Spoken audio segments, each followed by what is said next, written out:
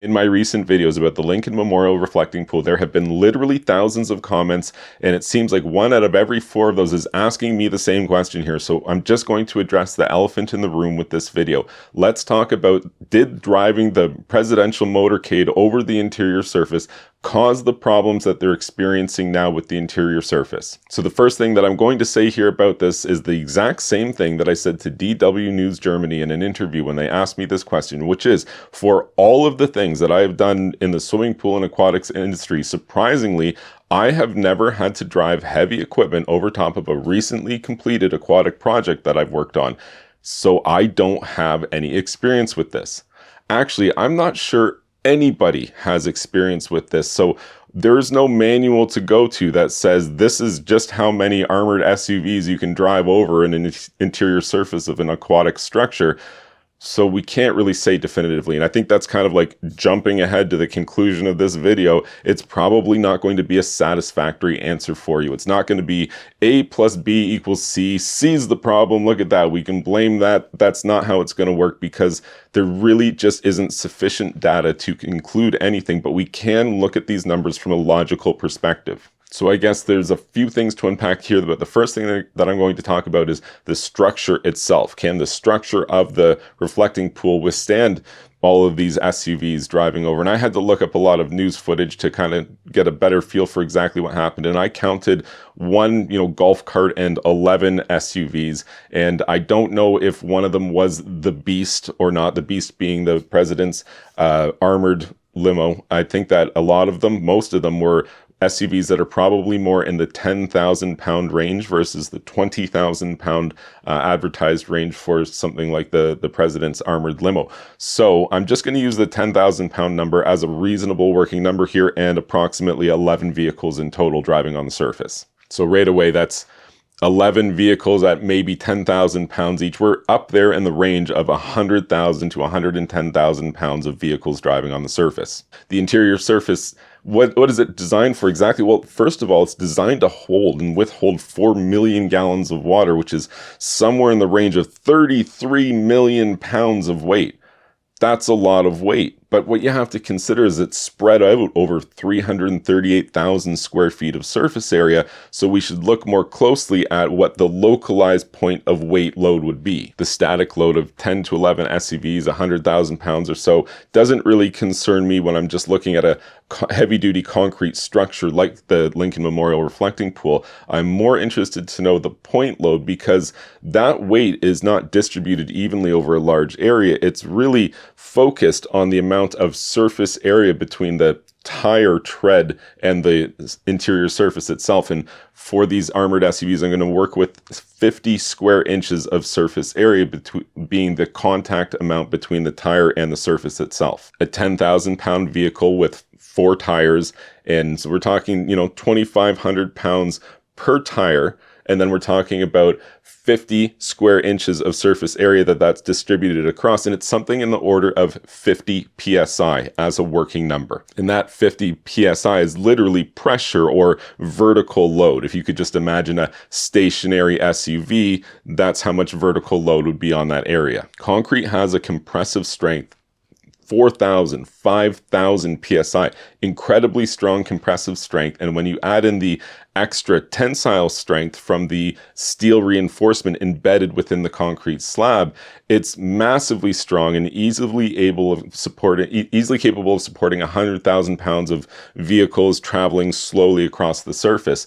I'm more interested, more than the structure itself, I'm more interested to know potentially what is the surface acting like, and if not the surface, perhaps the intermediary layer between the initial epoxy layer over the substrate and then the Pipeliner 5000 finish layer. I think that intermediary layer could be a specific area of concern when talking about driving heavy equipment or armored SUVs across the surface. So right away, there's 2 potential areas of failure. One is the substrate to epoxy connection.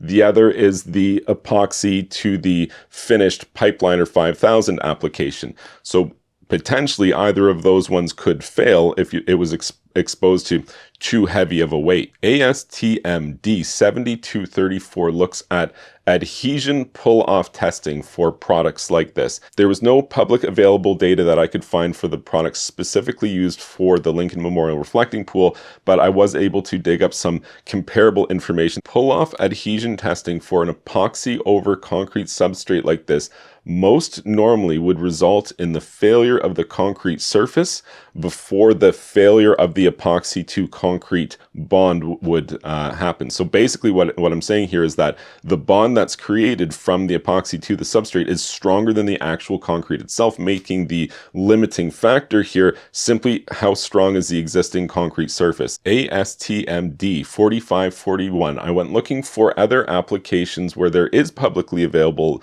information about spray polyurea coatings. That's kind of the closest comparable that I could get here, and I did find actually lots of information that's available out there that you can find, but in general, the pull-off adhesion testing ratings, the lowest one I found was 160 pounds per square inch, and they more commonly ranged in the 300 to 700 pounds per square inch range in terms of the failure rating. And again, that comes down to basically not the joint between the epoxy and the substrate failing, but the actual substrate. The concrete itself broke and ripped apart in almost every one of those measurements. So in short, if you have an epoxy and you do a good job with your technical process and you adhere to something strong like a concrete substrate, you can expect that bond to be so strong that the concrete will break before that bond lets go. If there were a failure for the interior surface of the reflecting pool as a result from driving over it, it could be from the initial 406 epoxy base layer that was added. It could be the top layer, the Rhino Pipeliner 5000. It could be the intermediary connection point between the two. There's a lot of things it could be at this point. There's not a lot of information to draw conclusions from, but I think that there is some more information that we can conclude from just looking at this from a logical and rational perspective. 406 epoxy has a compressive strength rating of 12,000 to 14,000 psi. Super duper strong. So it could break, absolutely. It can't really flex. It only has the ability to flex at 4.5%, which is to say it's pretty darn rigid, but it's very, very strong. So given that we just calculated the potential weight of a 10,000 pound vehicle spread out across 4 tires and 50 square inches between each tire being something like 50 psi total of compressive strength, and the product, the base layer that we're talking about here with this epoxy is 12 to 14,000 psi compressive strength, I feel pretty safe in saying that that stuff is operating well within its limitations. It's not just about compressive strength. Tensile strength for the 406 product is 7,000 to 8,000 psi. But again, it's not just about compressive strength. It's not just about tensile strength either. It's really a couple of different things that we could worry about. But the thing that I would worry about most would be shearing strength or shearing forces. What would happen if you took a 10,000 pound vehicle that wasn't in movement and you just turned the steering wheel and you made the tires move? That would generate some pretty specific and pretty appreciable forces. We talked about the 406 epoxy, but the Pipeliner 5000, that stats that you should be aware of, it has a compressive strength of about 800 psi and a tensile strength of 3,200 to 3,500 psi. And interestingly, it has an elongation tension ability of 50 to 60%, meaning it is much, much more flexible than the 406 base layer with only 4.5%. It also has a tear resistance of 600 to 700 pounds per linear inch, and it has an abrasion resistance of 50 milligrams for 1,000 cycles. This refers to Tabor abrasion loss, where essentially an abrasive wheel is lowered onto the product. It conducts 1,000 cycles, and then they weigh the product itself to measure how much weight has been lost. So lower weight loss means a stronger, more abrasion-resistant product, whereas more weight loss would indicate a less abrasion-resistant product.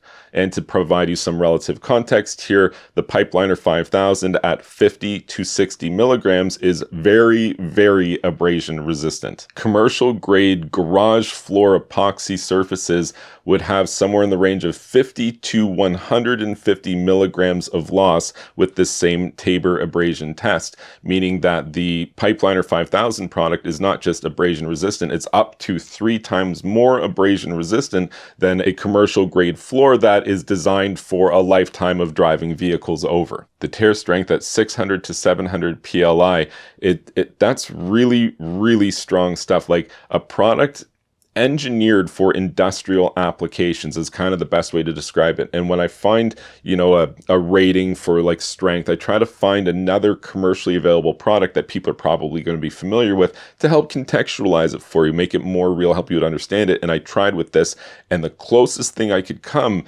was consumer grade products don't really have 600 to 700 PLI ratings for tear resistance, because that is absurdly high. And the best retail product I was able to find was wheels for forklifts have a similar PLI rating for tear resistance. So that gives you a pretty good idea just how tear resistant the Pipeliner 5000 product is. So now let's talk about intercoat bond strength, and that is the point at which the top layer meets the bottom layer, because this is where shear force could potentially cause damage or delamination between the layers. To calculate shear force load, we need to take the normal force and we need to multiply it by the coefficient of friction.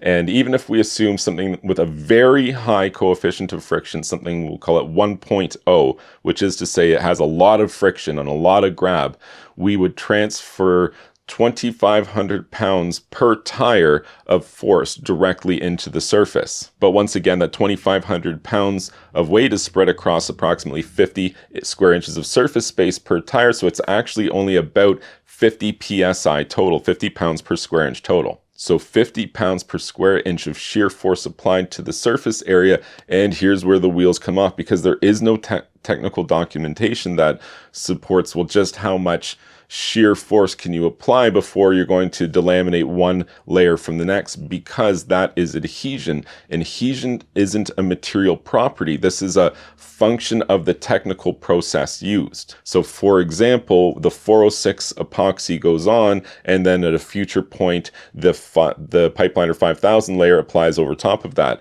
In theory, there's different ways that could happen that would result in different mechanical properties that would affect that shear ability to absorb force. For example, the 406 product goes on, and you could apply something like sand to it, which is going to create mechanical teeth, so to speak, that when you add a future layer to it, it's going to have a mechanical interface bond. This means that you're not relying just on a chemical bond between two dissimilar materials. Now there's a mechanical bond as well, and it would make it stronger against something like shear force from a heavy vehicle turning its wheel. When you look at the individual material properties of the 406 epoxy or the Pipeliner 5000, independently, each one is easily able to withstand the forces and stresses of these heavy vehicles driving over top of it. That I'm confident of, but what I'm not confident of is, what about the interface, the bond layer between these different products? That's where the technical documentation drops off, and there's not really any definitive way to know, at least not with the publicly available information at this time. Really, the biggest concern that I see isn't the compressive strength of the tensile or even the shear forces. I wonder about the potential for all of the joint work, which is designed to account for the expansion and contraction of the materials, and then the waterproofing materials that have been used here. Because as it's something like a heavy vehicle drives across these joints, the force load is going to be more dynamic than just a stationary parked vehicle, or even a vehicle stationary parked and turning its wheel. There could be an uneven force load distribution, and further to that, this is already kind of a weak area here. When I'm less worried about damage happening to a thick steel reinforced concrete slab with a heavy vehicle on it. I am more worried about if that vehicle gets to the edge or a corner, or where two different materials meet with a flexible plane in between, because that would be more inclined to suffer some sort of material failure, I believe. You could summarize this by saying vertical deflection and edge stresses are a concern for heavy loads driving over it. So talking about another area here that a lot of people have concern about is, all of this that I'm talking about so far is based upon finished strengths having been achieved. What if these products had been applied, but there wasn't sufficient cure time? I don't know. I've looked into, the timeline that I'm able to discern, and there's just not enough information to say. But what I do know is that the 406 epoxy is going to take 24 hours to achieve approximately 65% of its finished cure strength. it takes a full 72 hours to achieve its final cure strength. Now, on the Pipeliner 5000 side, it's a little bit faster, achieving its final cure strength after only 24 hours. Watching the news reports, I can see what appears to be about 11 SUVs, and at first they're all spread out. Some of them are near the edges, but they're all spread out, and very quickly they all fall in line with what looks to be behind a golf cart, which guides them through in a single file line. And it's worth noting that at some point there, they look to be driving through something that looks wet. And it doesn't appear to be water based on where it stops and where it starts. It very much looks like an area which is currently being worked on in some way or another. And so I would have to make the reasonable conclusion there that it was an ongoing process that the vehicles did pass over, or at least one of the vehicles passed over. What was that wet material? And was it a critical stage where, oh, you've driven over it, now it's ruined and it can't be fixed? Or was it something like a UV sealant layer over top of what is essentially already a finished cured product? And all they had to do was right where those tire tracks were, they just sprayed another little bit of it. Bada bing, problem solved. Something else I would want to address in this video here, because it's come up a lot, is, well, what about there was reports of bubbles and surface delaminations and imperfections and things like that. And I would agree, if you were to have a surface which has debonded from the substrate or in the intermediary layer, and anything other than the ideal correct application of this product to the substrate, yes, driving anything over would probably damage it. It's already damaged. When you have, a delamination and bubbles and things like that, if that's the case, I certainly would think that driving over it would cause damage to it, but really it would only be causing further damage to what was already damaged to begin with. I haven't seen enough information for myself to be able to conclude that was the case. I've only read reports that said that there was bubbles and things like that. And unfortunately, there's a lot of claims about what's out there, but when I go to look, I'm just not able to find that. The interior surface used in the Lincoln Memorial Reflecting Pool is a high-performance polyurea product that's designed for industrial applications because of its intense resistance to tear and puncture resistance and compressive strength and waterproofing abilities. It's pretty impressive stuff. We really can't know whether driving the vehicles over it caused damage or not at this time. The one thing that I would be interested to know as the pool is drained and repairs are done, where are the areas which seem to be the problem? Because as far as I could see, the vehicle traffic was in very specific areas. And if all the failure areas corresponded almost exactly with those, well, I suppose that would be an indication that maybe driving over it did cause a problem here. But the probability to me, having looked at the data that is available to the best of my ability, it seems to me to be a pretty low probability that driving these vehicles over it caused appreciable damage. I based all of this on a 10,000 pound vehicle. Even if it was a 20,000 pound vehicle, I still think that we're well within the limitations of the structure and the products used, with some small caveats about limited information about like the interface between the different layers of products. If you enjoyed this video, give it a thumbs up, subscribe to my YouTube channel here, and you can check out my website, swimmingpoolsteve.com.